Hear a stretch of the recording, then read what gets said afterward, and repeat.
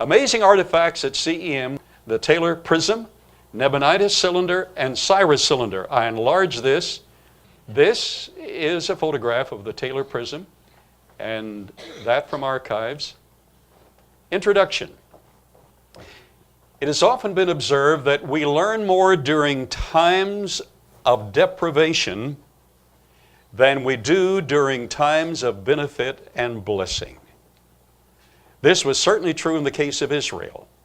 During the 70 years of captivity in Babylon, their own scriptures were fulfilled regarding their deliberate disobedience as a nation.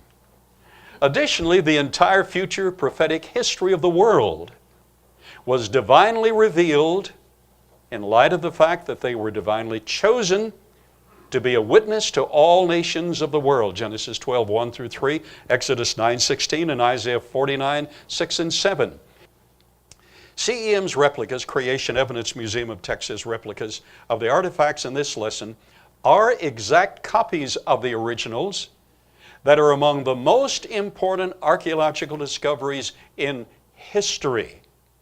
Literally, these three are among the most important archaeological discoveries in history. Number one, Israel's road to captivity, the Taylor Prism. We need to understand the background.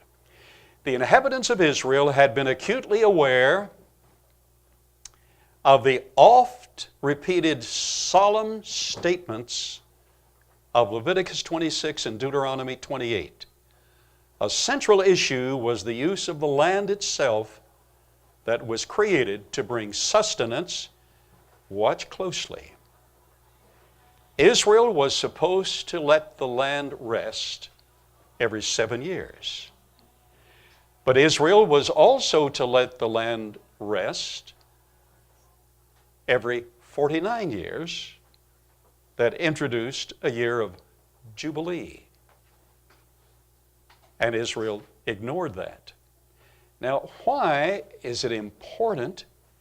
Well, I just planted on the back 40. Why would God get so mad at me? Well, let's see. The land itself was created to bring sustenance and benefit throughout all their generations. God has a special relationship to the Jews. A very special relationship is their responsibility to fulfill. Leviticus 26, 34, verses 34 and 35. The God of creation knows all the biological processes necessary to sustain the land throughout all their generations. Additionally, watch very closely. The very fruit and flocks produced on the land pointed to their Messiah who would provide their redemption and that of the entire human race. So we're not just talking about saying, oh, I can plant crops this year, vineyard and crops this year if I want to. It's my land.